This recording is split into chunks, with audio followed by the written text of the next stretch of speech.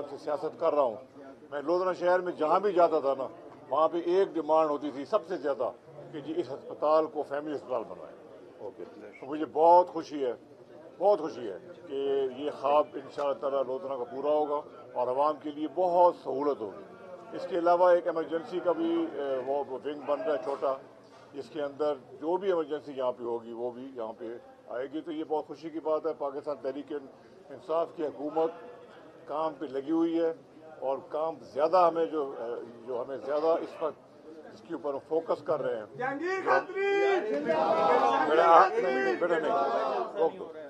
जिसके ऊपर हमारी तवज्जो है वो तालीम है और सेहत है। यही इमरान खान साहब का वादा था, इसी के ऊपर हम गामज़न हैं और इंशाअल्लाह ताला अभी तो ये शुरुआत है।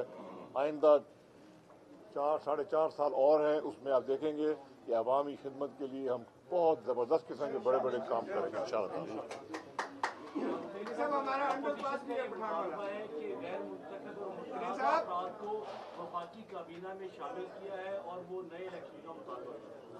ये देखें, नए इलेक्शन का मुतालबा करने वाले जो हैं इलेक्शन में पसपा हो चुके हैं। ये मौलाना फजल रहमान ने ये बात की है, जो बुरी तरह इलेक्शन हारे हैं, अपने सूबे से भी हारे हैं। इनकी कोई सियासी वक़्त नहीं है, ये सिर्फ लोग टीवी पे आके इस तरह की बातें करते हैं। मैं इस पर कोई अहमियत नहीं देता। आपकी पार्टी में से सदारती निज़ाम की आवाज़ें उठ रही हैं, क्या आप भी उसके हक में हैं? नहीं, मैं बिल्कुल हक में नहीं हूँ। पाकिस्तान एक फेडरेशन है और फेडरेशन में वही काम चलेगा जिस तरह फेडरेशन हमेशा से चल रहा है। एक आइन है हमारा, बेहतरीन सिस्टम चल रहा है, कोई ज़रूरत नहीं है सदारती निज़ाम की मेरे हिसाब से। सर, ये बैटिंग आर्डर तब्दील हुआ, इस पर कुछ कहेंगे? खान साहब ने खुद कह दिया इसमें सारा कुछ। उन्होंने अपनी तकरीर में कह दिया है कि मैं बैटिंग ऑर्डर भी चेंज कर सकता हूँ, मैं ड्रॉप भी कर सकता हूँ लोगों को। इसमें तो बड़ी क्लियरली उन्होंने बात कर दी है। और देखें, प्राइम मिनिस्टर इमरान खान बहुत उम्मीदों और लोगों के वोट लेके प्राइम मिनिस्टर बने। 22 साल की उनकी जद्दोजहद थी। अब उन्होंने मुल्क को, अवाम को, जिन्होंने उनको वोट दिए हैं, उनको डिलीवर करना है।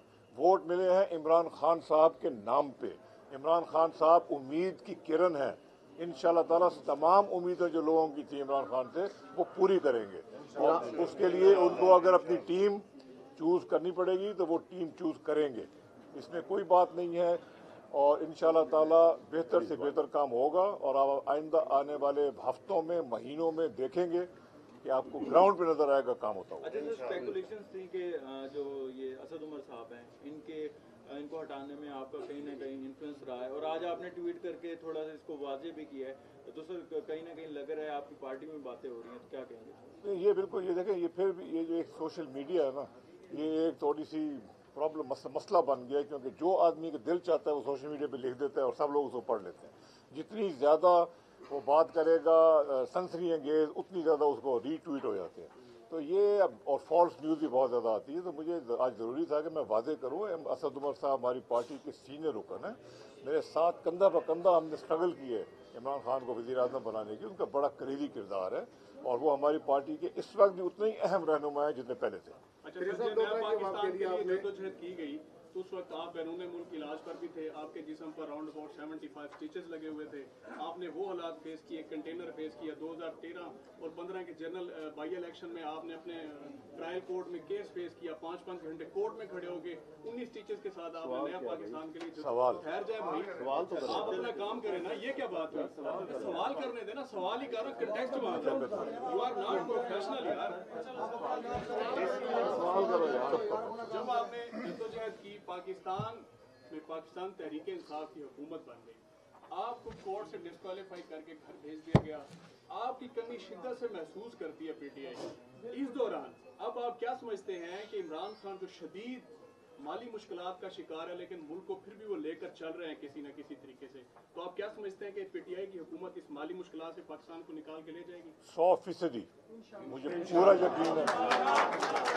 और सुने, ये जो भी माली मुश्किलात हैं, पिछले 10 साल का गंद है। ये 10 साल पीपल्स पार्टी की और नून लीग की हुकूमत ने इस खजाने को लूटा, इस खजाने को खाली किया और ऐसे हालात बना दिए कि कर्जे पे कर्जे लिए बगैर मुल्क की मईशत नहीं चलती थी। अब जब हम आए हैं, याद रखें कि जब गाड़ी एक शिफ्ट में चल रही हो तो उसको बिल्कुल यकदम रोक के किसी और सिमत में नहीं ले जा सकते, खासतौर पर मईशत की गाड़ी को। उन्होंने हालात ये बना दिए थे कि हमारा हर महीने खर्चा ज़्यादा और हमारा रेवेन्यू कम। लोग कहते हैं जी कर्जे क्यों ले रहे हैं, पीपल पार्टी पीटीआई की हुकूमत भी कर्जे ले रही है। वो भाई हालात ऐसे उन्होंने किए हुए थे कि खसारा हर महीने का था। जिस खसारे के कर्जे नहीं लेंगे तो मुल्क नहीं चलेगा।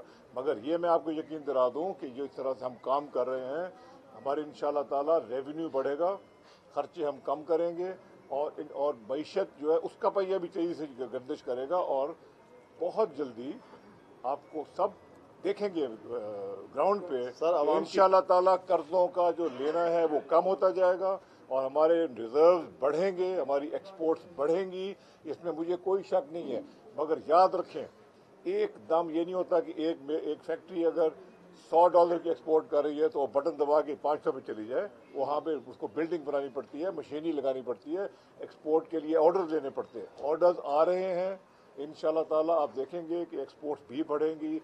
ये इन्होंने क्या किया था कि हर चीज़ अपने मुल्क की मईशत इंडस्ट्री को बंद कर दिया था, सब कुछ बाहर से आती थी।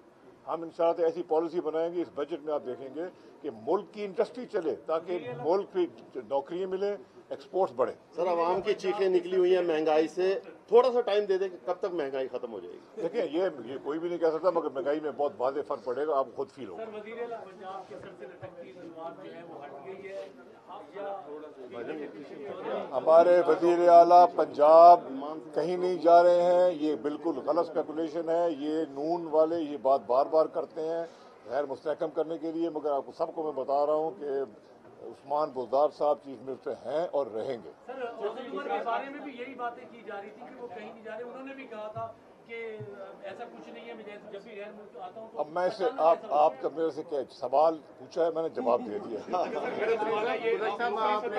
लोकली सतह पर ये सवाल है कि जिस तरीके से रूल ऑफ लॉ के लिए आपने काम किया है, हमने यहाँ दफातर में देखा है कि आपकी जो जिलाई टीम है, उनके जो बड़े प्रोमिनेंट रहनुमा हैं, उन्होंने, चूंकि आप जब इस्लामाबाद में मुलाकातें करते हैं, उनकी तस्वीरें सोशल मीडिया पे आती हैं, अखबारात में छपती हैं, वो आजकल उनका मिसयूज कर रहे हैं। कुछ फाइलें ममनुआ इलाके की अलॉटमेंट के लिए डिप्टी कमिश्नर साहब के ऑफिस गई हैं, उनको प्रेशराइज किया जा रहा है कि आप अलॉटमेंट करें, जबकि ममनुआ इलाके में अलॉटमेंट। मैं आपको एक बात खोल के कह दूं, डीसीओ साहब जो हैं वो अपनी पावर्स उनके पास हैं, कोई गलत काम मैंने आज तक ना कहा है, ना मेरा कोई कारिंदा कहेगा, और अगर कहेगा बेशक कोई काम नहीं करना चाहिए। आपके साथ हूं मैं, कोई इलीगल काम नहीं होना चाहिए।